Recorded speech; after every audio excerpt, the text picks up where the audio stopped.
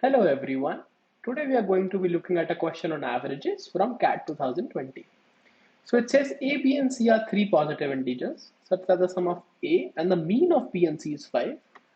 Sum of B and the mean of A and C is 7. Then find the sum of A and B. Okay, so let's write the equations for this. A plus B plus C divided by 2, which is the mean of B and C, is 5. So from this we can easily write 2A plus B plus C equal to 10. Next, we have b plus a plus c divided by 2. Mean of a plus c is 7. So from this we can easily write a plus 2b plus c equal to 14. Okay, so we have these two equations finally. And to get the sum of a and b, basically you have to calculate a plus b. Okay. So the first thing that comes to mind is simply eliminate c, and we have something with a plus b. Most likely should be a plus b. But here if we try to eliminate c, what do we get? We get minus a plus b equal to 4. I'm subtracting the first equation from the second equation, or you can call this b minus a equal to 4. But yeah, now we have the difference of a and b, how to get their sum. So maybe we have to use some other tactic because this is not proving to be helpful.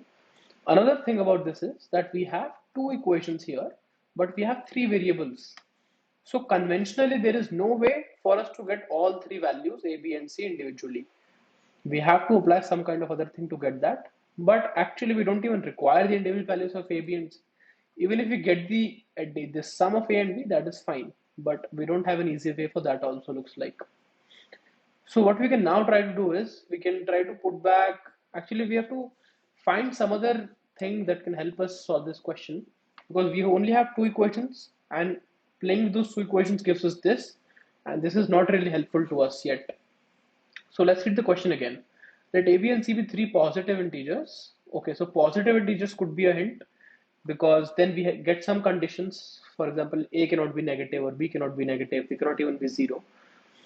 And sum of the a and mean of b and c is 5. In addition, sum of b and the mean of a and c is 7. Then the sum of a and b is okay. So I think the only new information or the only information that we haven't considered yet is that these three are positive integers. Let's try to take that into account now.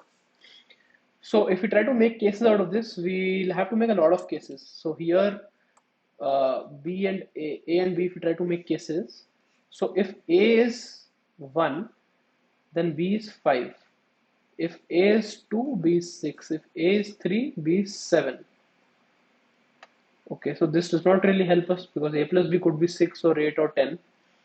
So maybe right now we have eliminated c from these two equations. Let's try to eliminate something else. Okay, so let's copy this and take this to another empty page.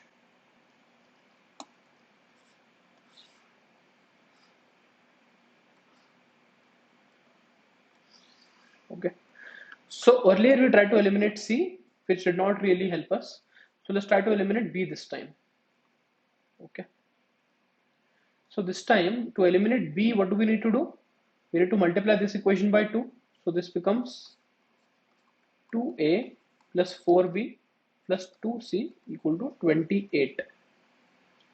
Now subtract these two equations, you get 0 plus 3b plus c equal to 18. So essentially 3b plus c equal to 18. So 3b plus c equal to 18 also, I don't think it will help us because 18 is a very big number. So again, we'll have to make a lot of cases. So in this case, you can write c equal to 18 minus 3b. And again, in case b is 1, then c will have to be 15. If b is 2, c will be 12. But this also does not really help us because we're not getting information about a. So let's try the third thing. So we have tried two things that did not help us. We tried to eliminate C, did not help us. We tried to eliminate A, did not help us. Now let's try to eliminate B. Okay. So again, let's go to a fresh page and bring these equations. Okay. They are refusing to move. Okay. Cool. So now let's try to eliminate B out of this. How would you eliminate B? Multiply this equation by 2. What would you get? 4a plus 2b plus 2c equal to 20. And now subtract these equations, b will be eliminated.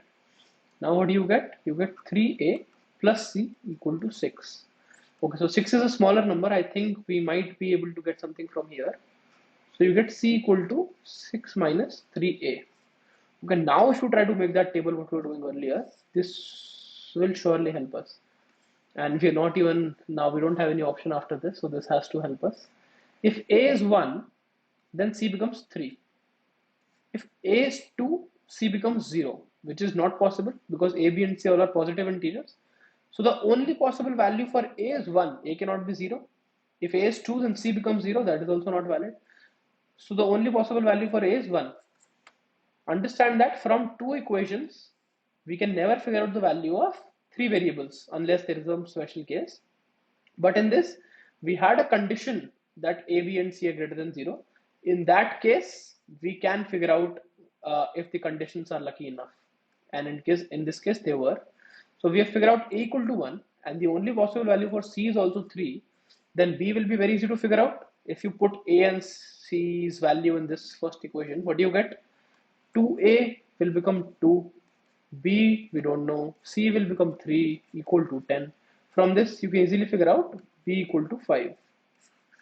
Okay, so a is 1, b is 5, so a plus b becomes 6. Was this a multi-choice question? Yes. So our answer would be A6.